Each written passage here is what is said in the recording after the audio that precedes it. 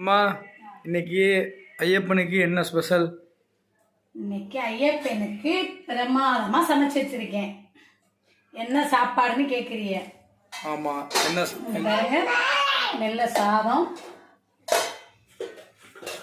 அவரைக்காய், கத்திரிக்காய், மாங்காய் எல்லாம் போட்டு சாம்பார் ஐயப்பனுக்கு, காலிஃப்ளவர் வறுவல். வேறு எதுவும் பொரியல் செய்யாமான்னு கேட்டேன். பொரியல்லாம் எதுவும் வேணாமான்னு சொல்லிடுச்சு. அதனால் என்ன பண்ணலான்னு பார்த்துட்டு புடலங்காயிலே வச்சு போட்டேன். சரி, இது புடலங்காய் வச்சு போட்டுட்டு வெங்காய பச்சி ஒன்று கொஞ்சம் போட்டேன். இங்கே இருங்க, உருளைக்கிழங்கு பச்சி கொஞ்சம் போட்டேன். சூப்பர். வாழைக்காய் பச்சி கொஞ்சம் போட்டேன்.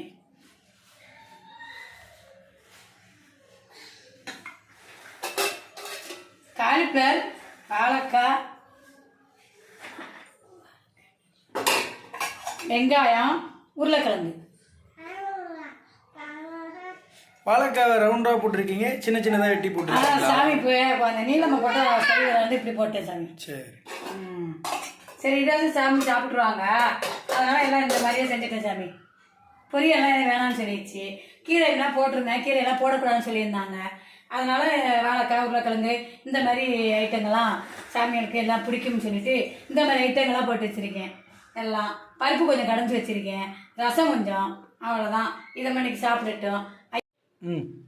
ஐயப்பா சாப்பிட வாங்க.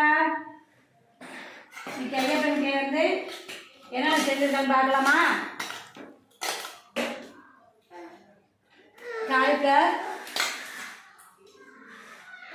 காலிஃப்ளவர் பக்கடை, வெங்காயம் பச்சி, புடலங்காய் பச்சி,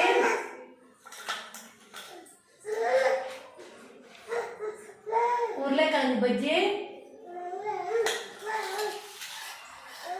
ஐயப்பனுக்கு வெள்ளை சாதம்,